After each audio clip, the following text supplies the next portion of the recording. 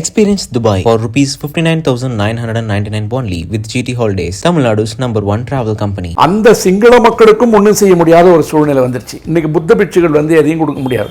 அவங்க என்ன இருக்கு, திருவோடு தான் இருக்கு. ஐரோப்பியர்களுடைய காம வேட்கையை தனித்துக் கொள்வதற்கு சின்னஞ்சிறுவர்களையும் சிறுமிகளையும் பயன்படுத்தி கொண்டிருந்த இடங்கள்ல 3 பிரதான இடங்கள் பல பெண்களையும் இளைஞர்களையும் சீரழிப்பதையும் முழு நேர தொழிலாக அந்த புத்த பேரினவாதம் கொண்டு வந்து முருகர் கோயிலாக பார்த்து இடிக்க ஆரம்பிச்சாங்க. அப்படி ஒரு உள்நாட்டு கலவரம் நாளைக்கு பிரச்சனை வந்ததுன்னா ராஜபக்சே எங்கேயும் போக முடியாது. அவரே அகதியாக வந்தாலும் தமிழை ஏற்றுப்பான். பலவிதமான அந்த தமிழ் குழுக்களுக்கு இந்திய அரசாங்கமே இராணுவ உதவியும் பண உதவியும் செஞ்சு அவங்கள போர்க்களத்தில் கொண்டு வந்து நிறுத்தி பயிற்றுவித்தார்கள் என்பது யாராலும் மறக்க முடியாத வரலாறு. அவனை ஒரு தீவிரவாதியே காங்கிரஸ் கட்சியை காமிச்சுக்கிட்டு இருந்தது. அந்த காங்கிரஸ் கட்சியை சார்ந்தவருடைய வீட்டில் தான் ராஜீவ் கொலையாளிகள் தங்கியிருந்தார்கள். பகை நாடுகளே இல்லாமல் மிக மிக மிக சௌரியமாக வாழ்ந்து கொண்டிருந்த தமிழ் மக்களுக்கு ஒரு நிரந்தர அச்சுறுத்தல் வந்துருச்சு. இப்ப இதை கொண்டு வந்தது யாரு? அப்ப தகர கொட்டைகளில் அடைக்கப்பட்ட விலங்குகளை விட கீழான நிலைமையில் அகதிகளாக உட்கார்ந்துட்டு இருக்கான். இதுக்கு மேல இன்னும் கூட்டம் வருமானால் படிப்பட்ட ஒரு சூழலில் கச்சத்தீவியை கூட ஒரு பர்மனண்டா ஒரு விலையை கொடுத்து இந்திய அரசாங்கம் வாங்கி கொடுத்துச்சுன்னு வச்சுங்க, அவங்களுக்கும் பொருளாதார நெருக்கடியில் ஒரு பெரிய உதவி பண்ண மாதிரி இருக்கும். தமிழர்களை இவர் தான் ஒழிச்சு காமிச்சாரு, விடுதலை புலிகளை இவர் தான் ஒழிச்சாரு. அதனால் இவர் தான் எங்கள் கடவுள் நம்ப வச்சுட்டு அவர் சீனாட்ட போய் கை கட்டினாலும் கவலைப்படல. என்ன நீ பிரித்து காமிக்கணும்னு நினைச்சினா உன்னிலிருந்து நான் விடுபடுவதை தவிர வேறு வழி இல்லை. இதுதான் செய்தி.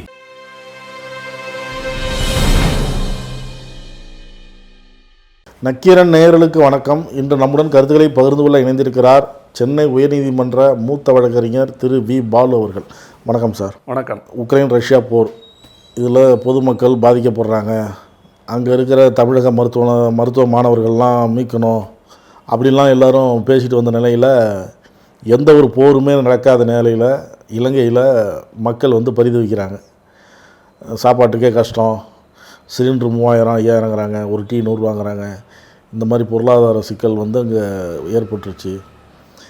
போரே சந்திக்காமல் மக்கள் இந்த நாட்டை விட்டு நம்ம எப்படியாவது வெளியில் போயிடணும் அப்படி ஒரு சூழல் ஏற்பட்டுருக்கு. இது எப்படி? அதாவது நீங்கள் கேட்ட உடனே என்னுடைய கவனத்துக்கு என்ன வருதுன்னா, நம்ம ஒரு கல்லூரி காலத்தில் ஒரு கவிதை அடிக்கடி சொல்லுவோம். அதாவது கண்ணீர் துளி வடிவில் கடல் நடுவே நிலம் மிதக்கும் என்ன இதன் பேரென்றால் இலங்கை என சொல்லுவார். பாரழுத கண்ணீர் பனிக்கடலாய் கிடக்கையில் யார் அழுத கண்ணீர் இங்கே கிடக்கிறது. இது சீதை அழுததென ராமகாதை செப்பியது, தமிழ் கோதை அழுததென சொல்லவில்லைன்னு ஒரு கவிதை உண்டு. அதனுடைய அடிப்படையில் பார்த்திங்கன்னா இத்தனை வருஷமாக தமிழர்களை மட்டுமே அழ வைத்து பார்த்து கொண்டிருந்த இலங்கை பூமியில் சிங்களவர்களுக்கும் சேர்த்து தமிழர்களும் சேர்ந்து அழ வேண்டிய ஒரு நிலைமையை இன்றைக்கி ராஜபக்சே அரசாங்கம் கொண்டு வந்து நிறுத்தியிருக்கு. நம்ம படிக்கிற செய்திகள் பார்த்திங்கன்னா ஒரு நாட்டுக்கு யுத்தம் வந்தது அவங்க சொல்லிகிட்டு இருந்தது 2009 முடிஞ்சிருச்சு. இன்றைக்கி 13 வருஷமாக அந்த குடும்பத்தினுடைய பிடியில் தான் அந்த ஆட்சி இருக்குது. அந்த 13 வருஷமாக இவங்க மாறி மாறி அடைந்துட்டு இருக்கும்போது ரணில் விக்ரமசிங்கே குறுக்க வந்தார், மைத்திரி சிவசேனா வந்தார், அவங்களெல்லாம் கவுத்து விட்டாங்க. ஆனாலும் ஒட்டுமொத்தமாக இவர்களுடைய பிடிக்க வந்த பிற்பாடு என்ன ஆகியிருக்குன்றதை மறைச்சிட்டு பல பேர் என்ன பண்ணுறான், அந்த உள்நாட்டு யுத்தம் நடந்த போதே எங்கள் பொருளாதார சீரழிவு இருந்ததுன்றான். அப்படி இல்லை. அதாவது முழுக்க இறக்குமதிகளை மட்டுமே நம்பியிருக்கின்ற ஒரு சிறிய நாடான இலங்கை என்பது 2 கோடி பக்கம்தான் மக்கள் தொகை. ஒரு சிறிய நாடு முழுக்க இறக்குமதிகளை மட்டுமே நம்பியிருந்தால் என்ன ஆகும் அப்படின்றதுக்கு இது ஒரு உதாரணம். இந்தியாவை போல சீனாவை போல பல கலாச்சாரங்களை உள்ளடக்கிய பெரிய நாடுகள் தான் இன்றைக்கி தாக்கு பிடிக்க முடியும். சிறிய நாடுகளுக்கு என்ன ஆகும்னு கேட்டிங்கன்னா, யாரோ ஒருத்தன் அதை அடமான மாதிரி எடுத்துகிட்டு காலி பண்ணிடுவான். இன்றைக்கி சீனா முழுக்க இலங்கையை தன்னுடைய கட்டுப்பாட்டில் கொண்டு வந்ததுக்கு பின்னாடி பல நாடுகள் இலங்கைக்கு உதவுறதுக்கு தயங்குறாங்க. உதாரணமாக விடுதலை புலிகளோட யுத்தம் அவங்க சொல்லிட்டு இருந்த காலகட்டத்தில் இந்த நேட்டோவில் இருக்கிற பல ஐரோப்பிய நாடுகள் உக்ரைன் உள்பட ஆயுதங்களை இலங்கைக்கு கொடுத்து பல உதவிகளை பண்ணாங்க. ஆனால் இன்றைக்கி யாருமே ஹெல்ப் பண்ண முடியாத ஒரு சூழலில் தமிழர்களை அழிப்பதற்கு 1.5 லட்சம் தமிழர்களை கொன்று குவிப்பதற்கு காரணமாக இருந்த அந்த இலங்கை அரசாங்கத்திற்கு இந்திய ஒன்றியம் 7400 கோடி ரூபாயை கொண்டு போய் கடனாக கொடுக்குது. இப்படி ஒரு மாறுபட்ட சிந்தனையில் இருக்கும்போது நம்ம என்ன பார்க்குறோன்னா, தமிழர்கள் மட்டுமே அகதிகளாக வந்துட்டு இருக்கிறதா பார்க்குறோம். இன்றைக்கி போயிட்டுருக்கிற நிலைமை எப்படின்னு பார்த்தீங்கன்னா, இன்னும் கொஞ்ச நாளில் இந்த ராஜபக்சனுடைய பிடியிலிருந்து தப்பிக்க முடியாமல் அங்கே மதத்தை உள்ளே கொண்டு வந்து புத்த பிட்சுக்கள் சொல்வதை மட்டுமே ஏற்றுக்கொண்டு ஆட்சி நடத்த முற்பட்டதனுடைய விளைவு இஸ்லாமியர்களை ஓரங்கட்டினாங்க. தமிழர்களை குறைஞ்சது ஒரு 60 வருஷமாக ஒடுக்கிட்டு இருக்காங்க. அப்போ சிங்கள பேரினவாதம் என்பது மட்டுமே முன்னிறுத்தி கொண்டு வந்திருந்தாலும் கூட அந்த சிங்கள மக்களுக்கும் ஒன்றும் செய்ய முடியாத ஒரு சூழ்நிலை வந்துருச்சு. இன்றைக்கி புத்த பிட்சுகள் வந்து எதையும் கொடுக்க முடியாது. அவங்க என்ன இருக்குது, திருவோடு தான் இருக்குது, என்னத்தை கொடுக்க முடியும்? மதம் எதையும் செய்ய முடியாது.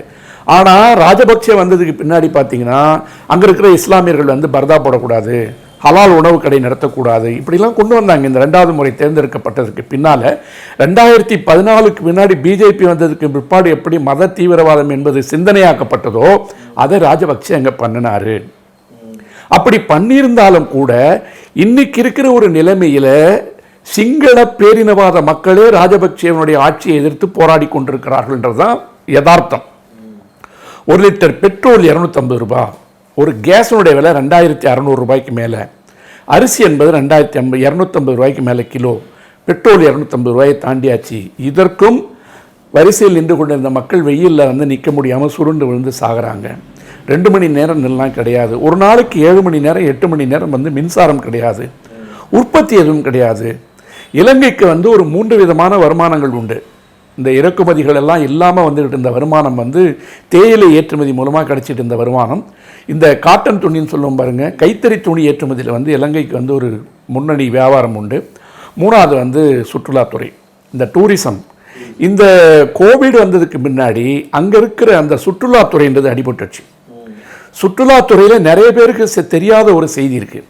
அதாவது இந்தியாவில் இருக்கிற கோவா, உலக அளவில் பேங்காக், அதற்கு அடுத்தது இலங்கை, இந்த 3 நாடுகள் தான் ஐரோப்பியர்களுடைய காம வேட்கையை தணித்துக் கொள்வதற்கு சின்னஞ்சிறுவர்களையும் சிறுமிகளையும் பயன்படுத்தி கொண்டிருந்த இடங்கள்ல 3 பிரதான இடங்கள். ஒன்று கோவா, இன்னொன்று பேங்காக்கு, 3வது ஸ்ரீலங்கா. ஃபிடோஃபைல்ஸ் அப்படின்னு சொல்லுவாங்க, இளம் சிறார்கள் மீது பாலியல் வக்கரங்களை தொடுக்கின்ற இடமாக இலங்கை இருந்தது. அது வந்து உலக அளவில் மேப்பில் வரும்போது அந்த டூரிசம் வந்து கடந்த ஒரு 20 வருஷமாக உலகத்தினுடைய பார்வைக்கு வந்து கொஞ்சம் கொஞ்சமாக குறைஞ்சி போச்சு, விழிப்புணர்வு வந்த பின்னாடி. ஆனால் இந்த மசாஜ் சென்டரு, கேசனோவாஸ், இந்த சூதாட்டக்களங்கள், இது எல்லாமே இலங்கையில் இன்றைக்கி இருக்குது. இருந்தாலும் கூட இந்த 3 துறைகள் இல்லாமல், இப்போ உதாரணத்துக்கு வந்து நீங்கள் மின்சாரத்துறை எடுத்துக்கிட்டிங்கன்னா அந்த நாட்டில் இருக்க உற்பத்தியெல்லாம் விட்டுட்டு இங்கேருந்து போனால் அதானி குழுமத்துக்கு அதை கொடுத்துட்டான். அப்போ அதானி குழுமம் ஃபிக்ஸ் பண்ணுறதான் ரேட்டுன்னு ஆகிப்போச்சு. அந்த மின்சார உற்பத்தியை பெருநிறுவனங்கள் அவங்க சொல்கிற நிலைமைக்கு வாங்க முடியல, அந்த விலைக்கு வாங்க முடியலன்னு சொன்ன உடனே உற்பத்தி நின்று போச்சு. உற்பத்தி நின்ற உடனே மின்சார தட்டுப்பாடு வந்துருச்சு. 3 துறைமுகங்கள் மூலமாக வந்துட்டு இருந்த ஒட்டுமொத்த வருமானத்தையும் சீன அரசாங்கத்திற்கு கொண்டு போய் ஒப்பந்தம் போட்டு அடமானம் வச்சுட்டாங்க. ஹம்பன் தோட்டா துறைமுகம் கொழும்பு பக்கத்தில், நானே நேரில் பார்த்துருக்கேன், ஒரு 600 ஏக்கர் பரப்பளவில் கடலை வந்து உள்ள மண்ணாக்கி அந்த இடத்துல வந்து நிலப்பரப்பாக்கி சீன குடியிருப்புகள் கட்டப்படுகின்றன. இலங்கையில் நீங்கள் எந்த இடத்துல போனீங்களாலும் ஸ்ரீலங்கா என்ற ஸ்ரீ எழுத்தும் தமிழ் எழுத்துலையும் தான் எல்லா இடத்துலையும் பலகைகள் இருக்கும். ஆனால் நான் போன முறை பார்த்தப்ப கொழும்பில் போய் பார்க்குறேன், பல வணிக வளாகங்களில் சைனீஸ் எழுத்துக்கள் பார்க்கப்பட்டது. சைனீஸ் எழுத்துக்கள் வந்து உள்ளே வந்தாச்சு போர்டில், சைன் போர்டில். முக்கியமான மால்லெல்லாம் பார்த்திங்கன்னா சைனீஸ் எழுத்துக்கள் இருக்குது. அந்த அளவுக்கு அவங்கள இடம் கொடுத்து இன்றைக்கு சீனாவை கொண்டு வந்து உள்ளே நிறுத்திட்டு அவங்களுக்கு வந்து ஏகப்பட்டதை கடன் வாங்கி வச்சுருக்காங்க. ஆனால் உலகளவில் வந்து கிட்டத்தட்ட ஒரு $7 பில்லியன் மேலே அவங்களுக்கு இருக்கிற கடனில் சீனாவுக்கு கொடுக்க வேண்டிய கடன்றது வந்து $1 பில்லியன் தான், கம்மி தான். இதை தாண்டி அமெரிக்காவில் இருக்கிற தனியார் வங்கிகள், ஐரோப்பிய நாடுகளுக்கெல்லாம் பல கடன் கொடுக்க வேண்டிய நிலைமை இருக்குது. அதாவது அவங்களுடைய கையிருப்பு வந்து எவ்வளோ இருக்கோ அதை விட 120-125% வட்டி கட்டுறதுக்கும் கடன் கட்ட வேண்டிய நிலைமைக்கு மட்டுமே இன்றைக்கி இலங்கை வந்துருக்கு. இப்படிப்பட்ட ஒரு சூழலில் வந்து பார்த்திங்கன்னா ஒரு அண்ணன், தம்பி, மகன், இப்படி ஒரு 3-4 பேர் தான் ஒட்டுமொத்த அரசாங்கத்தை கையில் வச்சுருக்காங்க. ஆனால் இவங்க என்ன பண்ணுறாங்கன்னு கேட்டிங்கன்னா உலகத்தில் இருக்கிற எல்லா சொகுசு வாழ்க்கையும் வாழ்ந்து கொண்டிருக்கிறார்கள். அதனால தான் தமிழ்நாட்டில் ரஜினிகாந்த் கட்சி ஆரம்பிக்க போகிறேன்னு சொன்ன அடுத்த நிமிஷம் ராஜபக்சேவனுடைய பையன் வந்து வாழ்த்தி வரவேற்றார். அப்போ அவங்க திரைப்படத்துறைகளில் வந்து பல இடங்களில் செய்கிற முதலீடுகள் சொகுசு வாழ்க்கைக்கு வந்து அங்கே மக்களிடமிருந்து திருடப்பட்ட பணம் எல்லாம் வெளியில் போன பிற்பாடு இன்றைக்கு சிங்களவர்களுக்கும் சேர்த்து தமிழர்கள் போராட வேண்டிய நிலைமை வந்துருச்சு. யாழ்ப்பாணத்தில் இருக்க தமிழர்களோ அல்லது கண்டியில் இருப்பவர்களோ கதிர்காமத்தில் இருப்பவர்களோ மற்ற இடங்களில் இருக்கின்ற தமிழர்கள் மட்டுமல்லாமல் எந்த பேரினவாதத்தினுடைய அடிப்படையில் ஒட்டுமொத்தமாக மத பிரச்சாரத்தை மட்டுமே நம்பி, இந்தியாவை மாதிரியே மத பிரச்சாரத்தை மட்டுமே நம்பி மதத்திற்காக ஓட்டு போட்ட மக்கள் இன்றைக்கு மதத்தின் பெயரால் காப்பாற்றப்படவில்லை. பொருளாதாரம் என்பதும் வருமானம் என்பதும் மதத்திற்கும் அதற்கும் சம்பந்தம் இல்லை. எந்த அரசாங்கம் மதத்தின் மீது கட்டமைக்கப்படுகிறதோ அந்த அரசாங்கத்திற்கு நேர்மையும் மக்களுக்கு உண்டான சேவையும் செய்யவில்லை என்று சொன்னால் என்ன நடக்கின்றதுக்கு இலங்கை இப்போ வாழுகின்ற உதாரணமாக வந்திருக்கு. அதாவது நமக்கு என்னன்னு கேட்டிங்கன்னா போயிட்டு இருக்கிற நிலைமையில் தமிழர்களுக்கு எப்பயுமே ஒரு குணம் உண்டு. என்ன இருந்தாலும் நீ எவ்வளோ துரோகம் பண்ணாலும் பரவாயில்ல. யாழ்ப்பாணத்தில் இருக்கின்ற பல தமிழர்கள் உலகம் பூரா போய் உட்காந்துட்டாங்க. அவங்களுக்கு இன்னைக்கு அது ஒரு பெரிய பிரச்சனை இல்லை. ஆனால் இங்கிருந்து போக முடியாத தமிழ் மக்கள் மீது கடந்த 3 வருடங்களுக்கு முன்னால் கூட கொண்டு வரப்பட்ட ஒடுக்குமுறை என்ன? அதாவது யாழ்ப்பாணத்தை முழுக்க முழுக்கமா அங்க இருக்கிற பெண்களையோ குழந்தைகளையோ சீரழிப்பதற்கு நார்காட்டிக் ட்ரக்ஸ் சொல்ற பாருங்க போதைப்பொருள் நடமாட்டத்தை உண்டாக்கிட்டாங்க. போதைப்பொருள் நடமாட்டத்தை உண்டாக்கிட்டாங்க. அந்த போதைப்பொருள் நடமாட்டம் இல்லாமல் போதை கலாச்சாரத்தை கொண்டு வந்துட்டாங்க. பல பெண்களையும் இளைஞர்களையும் சீரழிப்பதையும் முழு நேர தொழிலாக அந்த புத்த பேரினவாதம் கொண்டு முருகர் கோயிலாக பார்த்து இடிக்க ஆரம்பித்தாங்க. எல்லாத்தையும் புத்த விகாரை கொண்டு கட்ட ஆரம்பித்தான். ஆனால் இன்னைக்கு எல்லாவற்றையும் தாண்டி கொண்டு சிங்கள பேரினவாத மக்களே எதிர்த்து நின்று போராடுகின்ற அளவிற்கு அது ஒரு உள்நாட்டு கலவரமாக மாறக்கூடிய சூழ்நிலை வந்துருச்சு. அப்படி ஒரு உள்நாட்டு கலவரம் நாளைக்கு பிரச்சனை வந்ததுன்னா ராஜபக்சே எங்கேயும் போக முடியாது. அவரே அகதியாக வந்தாலும் தமிழை ஏற்றுப்பான். அப்படிப்பட்ட ஒரு நிலைமையில தான் இன்னைக்கு இலங்கை திவாலாகிற நிலைமைக்கு போயிருக்கு. விடுதலை புலிகள் எதிர்த்து அந்த இலங்கை அரசாங்கம் போர் நடந்தப்ப ஐரோப்பிய நாடுகள் உக்ரைன் உள்ளிட்ட நாடுகள்லாம் இலங்கை அரசுக்கு உதவுச்சு. இப்போ தமிழர்களுக்கே துரோகம் செய்யுது அப்படின்னு இந்திய அரசு நம்ம சொல்லிட்டு இருந்த காலகட்டத்தில் இப்போ அவங்கெல்லாம் எந்த உதவியும் செய்யாதப்ப இந்தியா போய் இவ்வளோ கோடி ரூபா கொடுத்து உதவி செய்யறதுக்கு என்ன காரணம்? இல்லை, இந்தியாவினுடைய ஒரு குழப்பமான மனநிலையில் மனிதாபிமானத்தினுடைய அடிப்படையில் இப்போ நம்ம அதை சொல்ல முடியாது.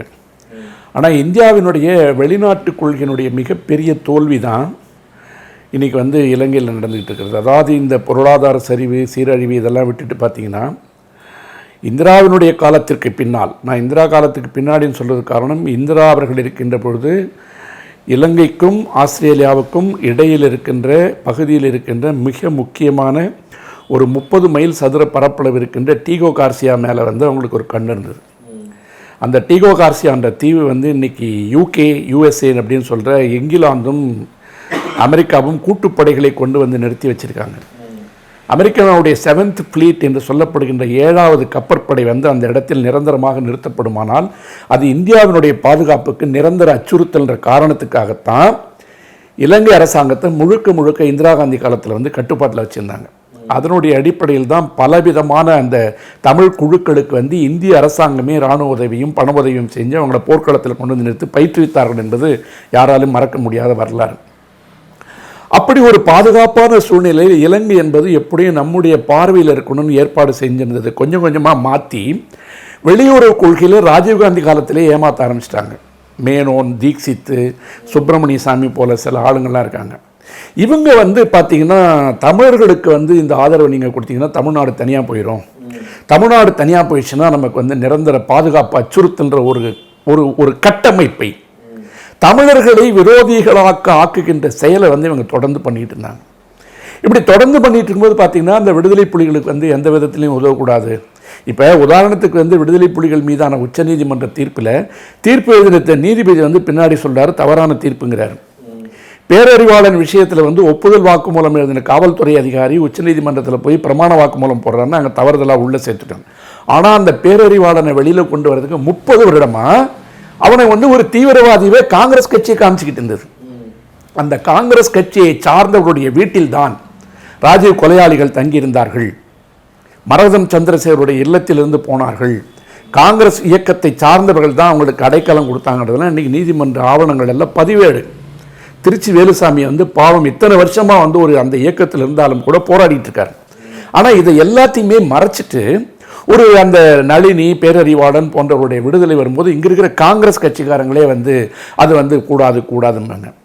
ஆனால் அப்படிப்பட்ட ஒரு பிம்பத்தை கட்டமைப்பதற்கு நாங்கள் சிங்களவர்களா தமிழர்களான்னு கேட்டால் சிங்களவன் சமஸ்கிருதம் பேசுகிறான், அதனால் அவன் தான் எனக்கு சொந்தக்காரன் சொன்ன சுப்பிரமணிய சாமி இந்த ஊரில் தேசியவாதி. ஆனால் ஒட்டுமொத்த தமிழர்களுக்கும் நான் ஏற்கனவே ஒரு நிகழ்ச்சியில் பதிவு பண்ணியிருக்கேன். விடுதலை புலிகளோ மற்ற இயக்கங்களோ நினைத்திருந்தால் தமிழ்நாட்டில் அவர்களுக்கு கிடைத்த சுதந்திரத்தை பயன்படுத்தி ஒவ்வொரு வீட்டிலும் ஒரு துப்பாக்கி வச்சுட்டு போயிடலாம். அவர்கள் அதை செய்யவில்லை. இந்தியாவினுடைய இறையாண்மைக்கு அச்சுறுத்துகின்ற வகையில் எந்த குழுவும் செய்யவில்லை. அவர்களுக்குண்டான சகோதரத்துவம் என்பது வேறு.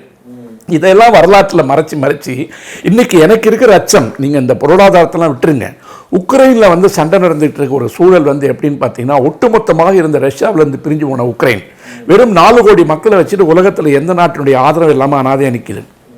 ஆனால் எனக்கு தமிழ்நாட்டை பொறுத்தவரை மிக பாதுகாப்பாக கன்னியாகுமரி என்கின்ற தென் இலங்கையில் ஒரு காவல் நிலையம் கூட இல்லாமல் 70 வருடங்களாக பாதுகாப்பாக வைத்துக் கொண்டிருக்கின்ற நமக்கு இன்னைக்கு இந்தியாவிலிருந்து ஒரு 18வது 20வது 25வது கிலோமீட்டரில் அதுக்கடுத்து கொழும்பு மாதிரி இடங்களில் கொண்டு வந்து சீனாவினுடைய படைகளை நிறுத்துவதற்கு ராஜபக்சே அரசு மட்டும் காரணமாக இல்லை, இந்தியாவினுடைய வெளியுறவு கொள்கையினுடைய தோல்வியும் ஒரு காரணம்.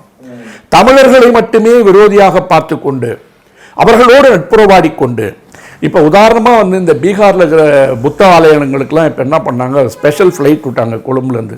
அதில் ராஜபக்சேவோட பையன்லாம் வந்து சிறப்பு விருந்தினராக வந்து இனிமேல் இலங்கையில் இருக்கிற பௌத்த துறவிகள்லாம் இங்கே இந்தியாவுக்கு வந்து நாங்கள் புத்த மதத்தை கொண்டாட போகிறோம்னா, அவ்வளோ பெரிய சலுகைகள் எல்லாம் கொடுத்தாலும் கூட அவர்கள் இந்தியாவிற்கு நேர் எதிரான நிலைப்பாட்டை தான் எடுத்திருக்காங்க. இப்போ ஒரு உதாரணத்திற்கு இந்த நடந்துகிட்டு இருக்கிற ஒரு யுத்தம் வந்து ஒரு உலக போரா மாறுதுன்னு வச்சுக்கோங்க. சீனா யார் பக்கம் இருப்பான்?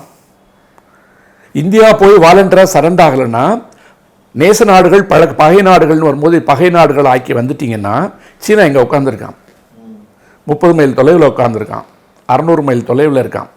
அவனுடைய முதல் இலக்கு திருச்சி, மதுரை, ராமநாதபுரம் இந்த மாதிரி இடங்கள் தான் இருக்கும். அப்போ மிக பாதுகாப்பாக வாழ்ந்து கொண்டிருந்த தமிழக மக்களை ஒரு நிரந்தர அச்சுறுத்தலின் காரணமாக நிரந்தர அச்சுறுத்தலை கொண்டு வந்து உட்கார வச்சிருக்கீங்க. நான் சொல்றது புரியுது அவங்களுக்கு?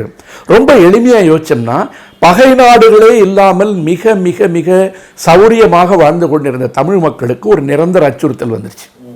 இப்போ இதை கொண்டு வந்தது யாரு? ராஜபக்சே அரசாங்கம். அவங்க சொல்லப்பட்ட காரணம் என்ன? விடுதலை புலிகளுக்கு நாங்கள் இவ்வளோ செலவு பண்ணிட்டோம், அதனால எங்ககிட்ட பொருளாதார நெருக்கடி. நீங்கள் கேட்ட கேள்வி என்னால் சொல்கிறேன். இந்த பொருளாதார நெருக்கடியை சமாளிப்பதற்கு நாங்கள் இருக்கிற துறைமுகத்தெல்லாம் 100 வருஷத்துக்கு வாடகை கொடுக்குறோம். இன்னைக்கு 1 லட்சம் பேர் 2 லட்சம் பேர் சீன தொழிலாளிகள் வந்து கொழும்புல உட்காந்துட்டான். அப்படிப்பட்ட ஒரு சூழலில் இந்தியா போன்ற பெருநாடுகள் தங்கள் மாநிலத்தில் தங்களுடைய நாட்டில் இருக்கின்ற ஒரு மாநில மக்களையே எதிரியா 40 வருஷமா நினைச்சதான் காரணம்.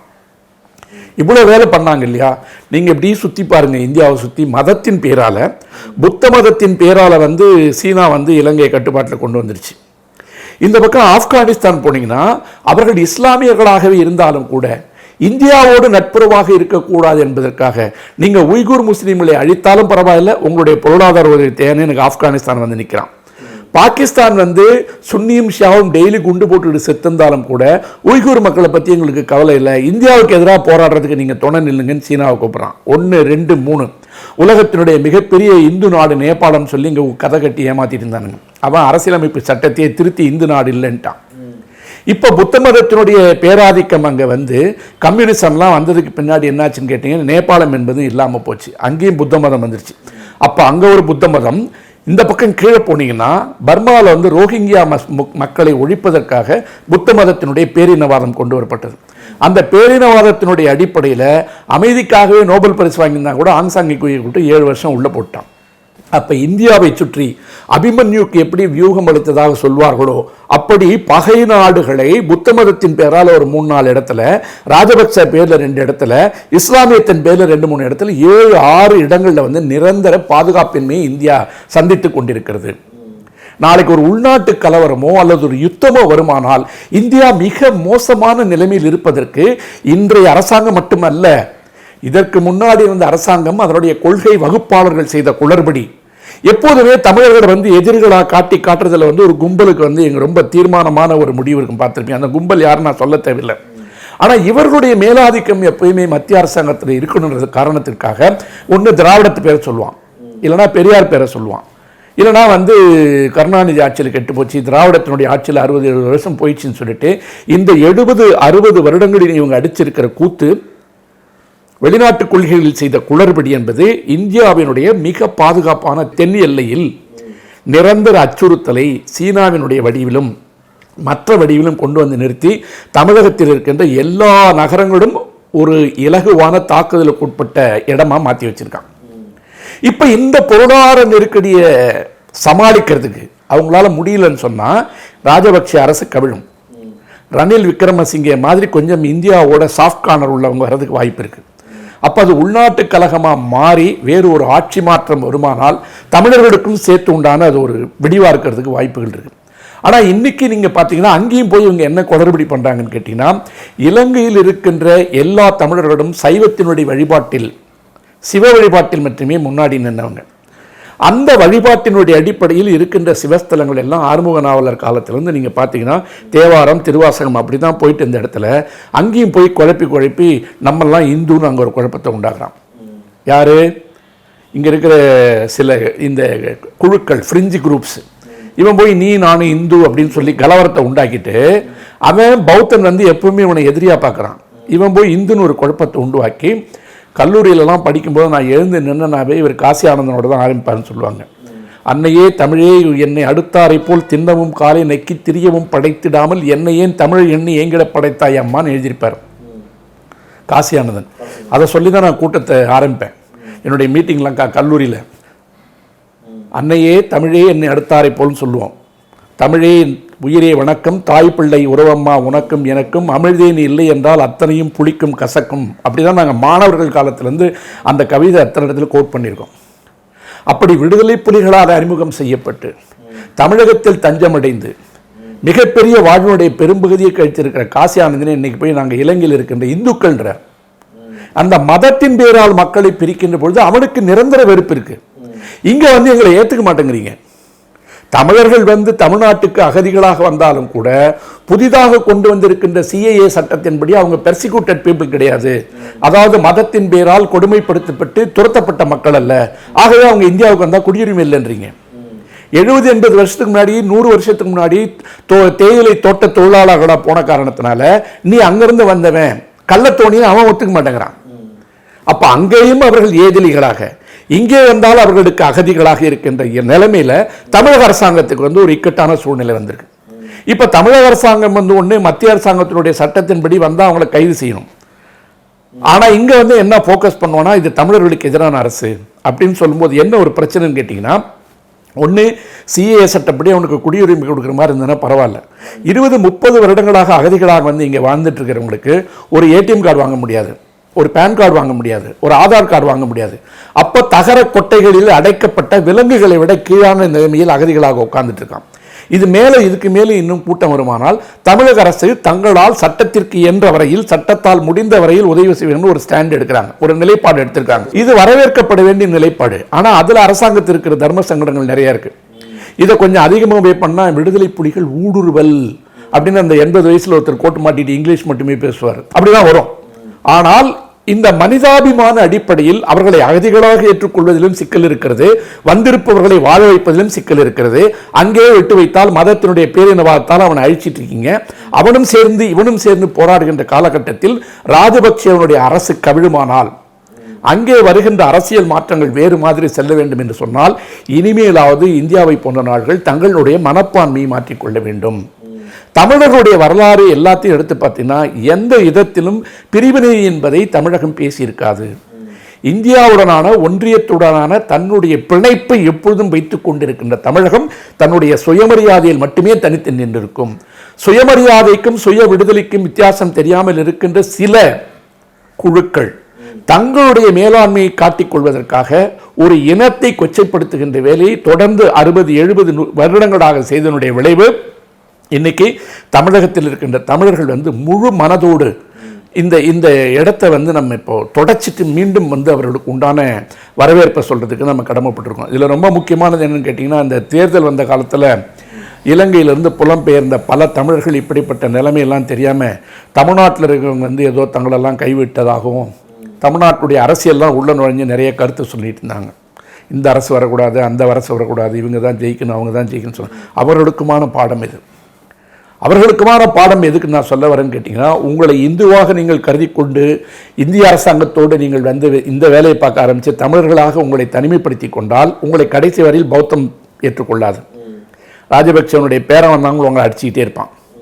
ஆனால் தமிழர்கள் என்ற தனி அடையாளத்தை விட்டுவிட்டு உலக அரங்கில் செஞ்சு உட்கார்ந்துட்டு இருக்க இடத்துல வந்து வெறுமனே தமிழில் வந்து பேசிக்கொண்டும் எழுதி கொண்டும் இருப்பதால் மட்டுமே பயனில்லை. அந்த இன உணர்வு என்பதை அடுத்த தலைமுறைக்கு கடத்த வேண்டிய கட்டாயத்தை வந்து இலங்கையினுடைய பொருளாதார நெருக்கடி கொண்டு வந்ததுக்கு காரணம் இந்த எல்லா வரலாறுகளையும் நீங்கள் போய் பார்த்தீங்கன்னா அந்த டீகோ கார்சியாவை மட்டும் விடாமல் இந்திரா காந்தியினுடைய நிலைப்பாட்டின்படி நின்றிருந்தால் இன்றைக்கு அந்த எல்லையில் வந்து வேறு ஒரு ஆள் உட்கார்ந்துருக்க முடியாது. இலங்கையில் இருக்கிற இடங்கள்லாம் வந்து போயிருந்தா ஒத்துருக்காது. அவங்க பண்ணதில் வந்து 1974 அந்த கச்சத்தீவை வந்து ஒரு ஒப்பந்தம் மூலம் கொடுத்தது வந்து ஒரு தவறு. ஏனென்றால் அது பல வரலாறுகளில் வந்து ராமநாதபுரம் மன்னர் சேதுபதிக்கு இருந்ததாக தான் எல்லா குறிப்புகளும் இருக்குது. வெள்ளையர்கள் காலத்தில் வந்து குறிப்பு எழுதினவன், லேண்ட் ரெவென்யூ பண்ணவன், சர்வே பண்ணவன் கூட அந்த சர்வே நம்பரோடு எழுதியிருக்கான், இது ராமநாதபுரம் சேதுபதிக்கு சொந்தமானது. அப்படிப்பட்ட ஒரு இடத்தை 74 கொடுத்ததுக்கு பின்னாடி இருக்கிற எல்லா ஒப்பந்தங்களையும் மீறி இன்னைக்கு போயிட்டுருக்கு. இது அது வழக்குகள் இருக்குது. ஜெயலலிதா காலத்தில் வந்து உச்சநீதிமன்றத்தில் போய் வழக்கு போட்டிருக்காங்க, தமிழ்நாட்டுக்கு தான் சொந்தமானது கொடுக்கணும்னு சொல்லிட்டு இருக்கிற சான்றுகள்லாம் போட்டு பண்ணியிருக்காங்க.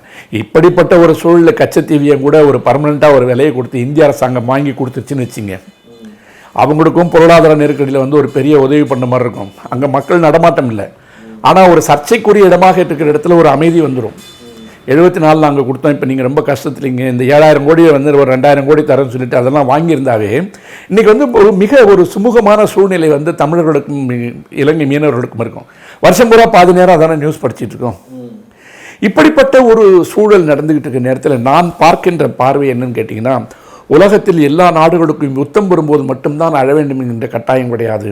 அரசாள்பவர்கள் மதத்தின் பேரால் மக்களை கட்டமைக்க முயன்றால், மதத்தின் பேரால் மக்களை பிரிக்க முயன்றால், பேரினவாதத்தையும் சிறுபான்மை இனத்தையும் ஒடுக்கி வைத்து மட்டுமே வாழ முடியும் என்பதை நிலைப்பாடாக கொண்டு வர வேண்டும் என்று சொன்னால் அது தோற்று போகும் என்பதற்கு இலங்கை முதல் உதாரணம். இரண்டாவது, பல ஐரோப்பிய நாடுகளில் வந்து நடந்த யுத்தங்கள் எல்லாத்தையும் பார்த்தீங்கன்னா உலக யுத்தம் உள்பட தங்களுடைய இனத்தை மேலே கொண்டு வரணுன்றதுக்கு முயற்சித்து அடுத்த இனத்தை அழிக்க நினைச்சது தான். இஸ்லாமியர்களுக்குள்ளும் ஒற்றுமை இல்லாமல் இருப்பதற்கு காரணம் நான் ஷியா முஸ்லீம்களை ஏற்றுக்கொள்ளவே மாட்டேன் என்று மசூதியாக தேடிட்டு போய் குண்டு போடுறதுடைய காரணம் தான். அங்கேயும் ஒற்றுமை இல்லை. ஆக இனங்களுக்குள்ளே ஒற்றுமை இல்லை, மதங்களுக்குள்ளும் ஒற்றுமை இல்லை, எல்லா இடங்களிலும் குழுச்சண்டைகள் நடந்து இருக்கின்ற பொழுது இப்படி குடும்பமாக வந்து கொள்ளையடித்துக் கொண்டிருக்கின்ற ராஜபக்சே குடும்பங்களை போன்றவர்கள் வாழ்ந்து கொண்டே இருப்பார்கள் என்பதுதான் வரலாறு. இலங்கையில் உள்ள சூழலாம் சொன்னீங்க, இப்போ பொருளாதார நெருக்கடி தான் வந்தது போனது எல்லாருமே சொன்னீங்க. ரெண்டாவது, இந்தியாவை சுற்றி ஒரு பாதுகாப்பு இல்லாத சூழல் இருக்குது அப்படிங்கிற மாதிரி சொன்னீங்க.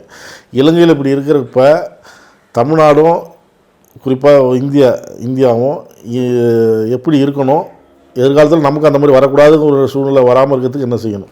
அதாவது ஒரு மிகப்பெரிய மக்களாட்சி நடக்கின்ற ஒரு இடத்துல மதத்தை வந்து உள்ளே கொண்டு வந்தால் என்ன ஆகுன்றதுக்கு வந்து இலங்கை வந்து உதாரணம். அது 1000 காரணம் சொல்லுவாங்க, இங்கிலீஷில் தமிழில் மாற்றி போய் சொல்லுவான் நம்மால். உண்மை இதுதான். பெரும்பான்மை மக்களுக்கு எல்லாத்தையும் செய்ய போகிறேன்னு சொல்லி சிறுபான்மை மக்களை வந்து அழிக்கிறேன்னு சொல்லி ஒரு கணக்கை காட்டி தேர்தலை ஜெயிச்சாச்சு. அந்த தேர்தல் ஜெயிச்சது பிற்பாடு மக்களை எந்த கேள்வியும் கேட்க முடியாத அளவுக்கு வந்து அவனுக்கு பேர் மதம்ன்ற அபினை வந்து கொண்டு போய் உட்கார வச்சுட்டோம். மதகுருமார்களை மட்டுமே வச்சு தான் பண்ணிகிட்டு இருக்கோம். இப்போ இங்கே வந்து பங்குச்சந்தையில் ஒரு அம்மா திருடுது, பல லட்சம் கோடியை காணாம். அன்றைக்கி ராஜாவுக்கு வந்து வரும்போது தீர்ப்பு எழுதின நீதிபதியே சொல்கிறாரு, தினமும் நீதிமன்றத்தில் ஏதாவது ஒரு ஆதாரங்களை கொண்டு வருவார்கள் என்று எதிர்பார்த்து உட்கார்ந்திருந்தேன், ஒருத்தருமே வரலன்னு தீர்ப்பு எழுதிட்டு போனார். அதுக்கு போய் மேல்முறையீடு பண்ணுறான் விடுதலை ஏற்று.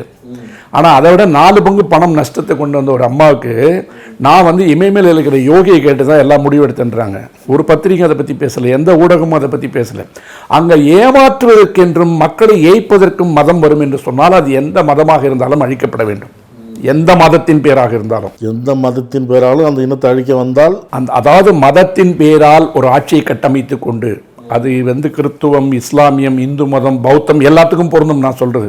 ஆனால் அந்த வாழும் உதாரணம் ஸ்ரீலங்கான்னு சொன்னது காரணம், அங்கே இருக்கிற மக்களுக்கு வந்து மதத்தை வந்து போதையாக காட்டி தமிழர்களை நான் ஒழிச்சிட்டேன், ஆகவே எனக்கு ஓட்டு போடுங்கன்னு சொன்னால் மெஜாரிட்டி வராரு. வந்ததுக்கு முன்னாடி குடும்பம் மட்டும்தான் வந்து உட்காருது, வேற யாரையும் உள்ள விடலை. அதுக்கு பிற்பாடு அவர் என்ன செஞ்சாலும் மக்கள் கேள்வி கேட்க முடியாத ஒரு சூழ்நிலை வந்துருச்சு. என்னன்னு கேட்டீங்கன்னா, தமிழர்களை இவர் தான் ஒழிச்சு காமிச்சாரு, விடுதலை புலிகளை இவர் தான் ஒழிச்சாரு, அதனால் இவர் தான் வந்து எங்கள் கடவுள் நம்ப வச்சுட்டு அவர் சீனாட்ட போய் கை கட்டினாலும் கவலைப்படல, ஐரோப்பாவில் போய் கடன் வாங்கினாலும் கவலைப்படல. இன்றைக்கி ஒட்டுமொத்தமாக கடன் சுமை வந்து அழுத்தும் போது அந்த நாடுகளுடைய எழுதப்படாத நிரந்தர அடிமையாக மாற்றிட்டார். அப்ப இந்தியா போன்ற பெரு நாடுகளில் நீங்கள் மதத்தை மட்டுமே வைத்து கட்டமைக்க வேண்டும் என்று நினைத்தால், குறிப்பாக இந்த 5 மாநில தேர்தல் முடிவுகள் வந்த பின்னாடி இதில் இவங்க தீவிரமாக போயிட்டு இருக்காங்க. இப்போ இது வந்து ஒரு நல்ல போக்கு கிடையாது. மதம் என்பது ஒரு குறியீடு, மதம் என்பது ஒரு மார்க்கம், வழிகாட்டுகின்ற மார்க்கம், வாழுகின்ற மார்க்கம். அதை வாழ்க்கை முறையாக மாற்ற நினைத்தால் எவ்வளவு பெரிய நாடாக இருந்தாலும் ஒரு கட்டத்தில் துன்பத்தையும் துயரத்தையும் சந்தித்தே தீர வேண்டும்.